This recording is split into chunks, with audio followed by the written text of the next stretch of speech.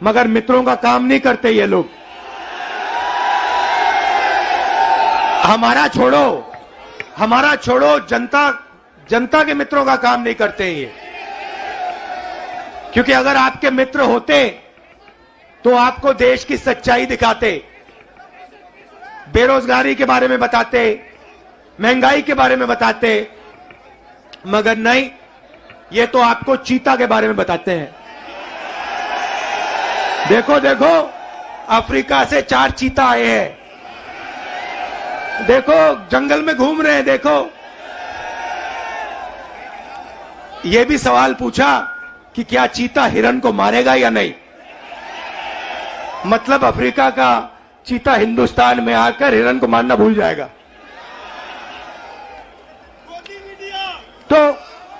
तो मित्र तो है नहीं।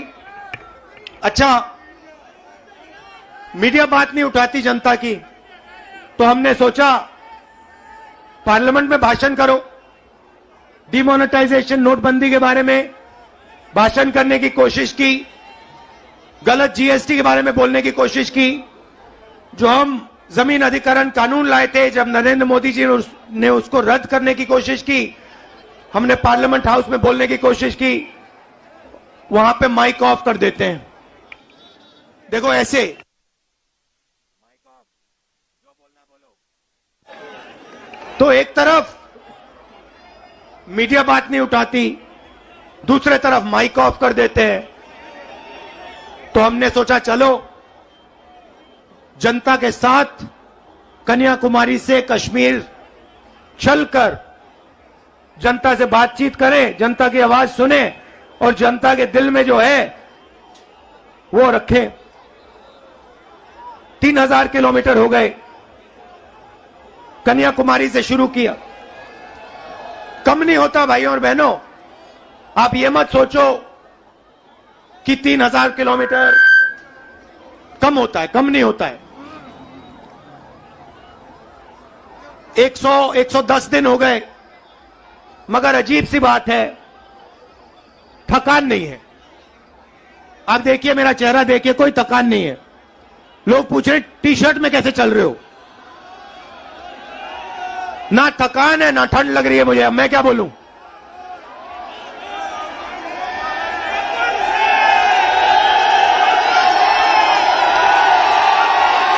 अच्छा, जो प्रेस वाले हैं, एक बात देखो मेरे साथ, एक बात देखो इनके बारे में। देखो एक बात, ठहर जाओ भैया, एक बात देखो प्रेस वालों की। मैं यात्रा में चल रहा हूं, मैं टी शर्ट में हूं, मेरे साथ किसान के गरीब बच्चे चलते हैं, वो फटी शर्ट में होते हैं, उनकी पूरी टी शर्ट भी नहीं होती। मगर इन मीडिया वालों में से एक भी ये नहीं कहता भैया हिंदुस्तान में किसान का बेटा बिना स्वेटर के क्यों घूम रहा है। ये सवाल नहीं पूछेंगे, ये कभी नहीं कहेंगे भैया ये मजदूर है, ये टी शर्ट में क्यों घूम रहा है, ये किसान है, ये स्वेटर बिना, जैकेट बिना क्यों घूम रहा है।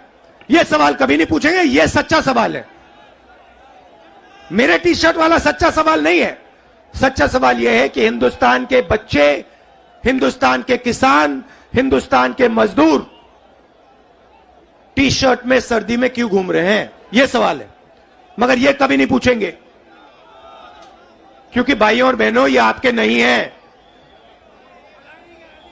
ये जैसे घोड़ा होता है ना, घोड़ा देखा आपने, शादी का घोड़ा होता है, उसमें लगाम होती है ना, उसको लगाम को टाइट करो एकदम रुक जाता है। वैसे इनकी लगाम है, लगाम लगी है प्रेस वालों पे।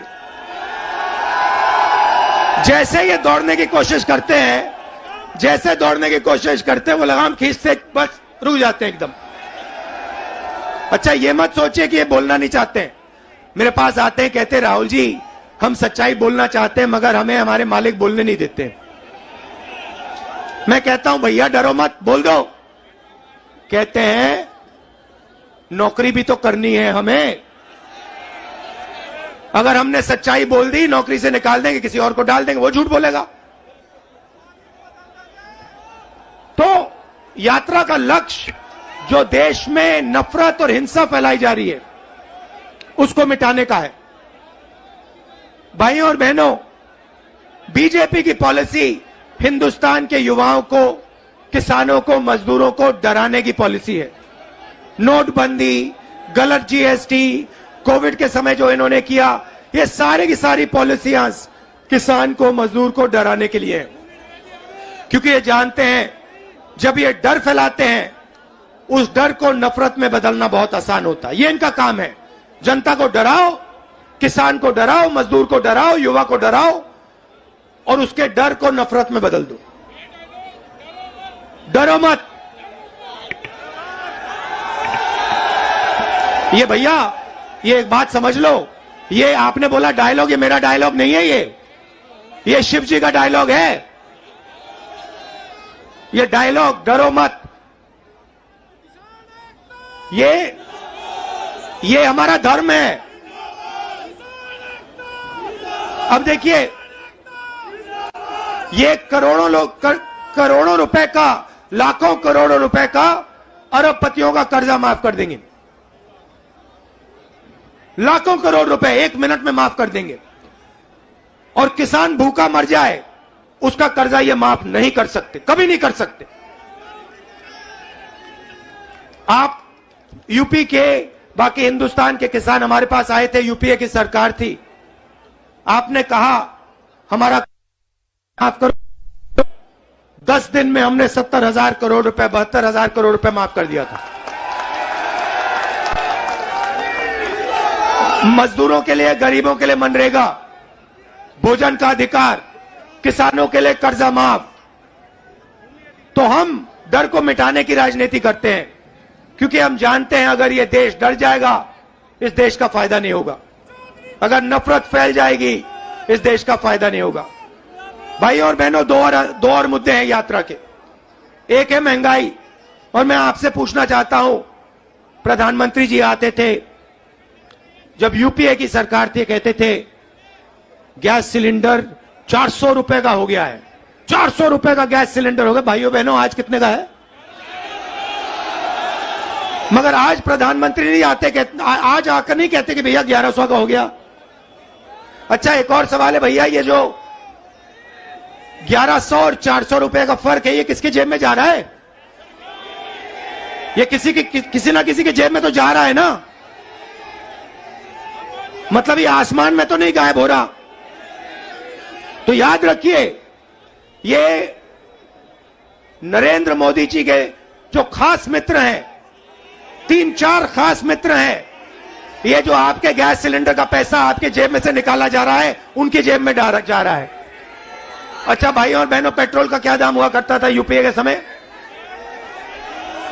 60 रुपए। आज क्या है? 100। तो ये भी याद रखिए, ये जो 40 रुपये, 60 रुपया जो है, जो आपके जेब में से निकाला जा रहा है, ये भी उनके 2-3 मित्रों के जेब में जा रहा है। तो हमारा दूसरा मुद्दा महंगाई, और तीसरा मुद्दा, सबसे बड़ा मुद्दा, जो देश में नोटबंदी, गलत जीएसटी के कारण बेरोजगारी फैली है। आज 3,000 किलोमीटर में हर स्टेट में मुझे युवा मिलते हैं। मैं पूछता हूं क्या पढ़े, कहते हैं इंजीनियरिंग की, डॉक्टर बनने के लिए पढ़ाई की, आईएएस के लिए तैयारी की। और फिर मैं पूछता हूं भैया आप करते क्या हो? कहते हैं राहुल जी, शर्मा के कहते हैं राहुल जी हम तो मजदूरी करते हैं। कोई कहते हैं भैया, कोई कहते हैं मजदूरी करते हैं, कोई कहते हैं भैया हम पकौड़े पका रहे हैं। इंजीनियरिंग की पढ़ाई की, आलू के पकौड़े बना रहे हैं। अच्छा, एक रास्ता था युवाओं के लिए अग्निवीर वाला,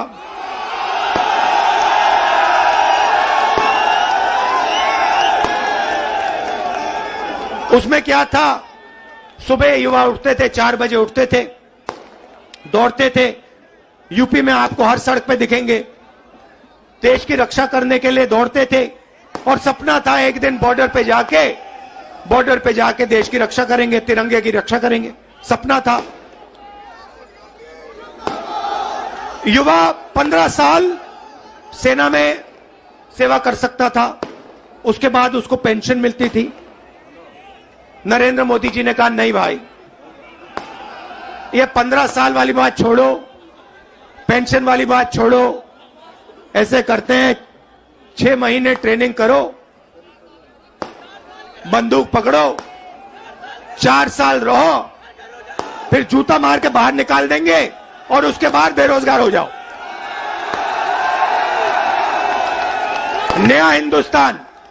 और जब युवाओं ने कहा कि हमें यह अच्छा नहीं लगा, और जब युवा सड़क पे उतरे, नरेंद्र मोदी ने क्या कहा? नरेंद्र मोदी जी ने क्या किया? उन्होंने उनसे कहा कि अगर तुम्हारी फोटो ले ली गई सड़क पे तो तुम्हें सरकारी नौकरी नहीं मिलेगी। मैं जहां भी जाता हूं कहता हूं प्रेस के हमारे मित्रों,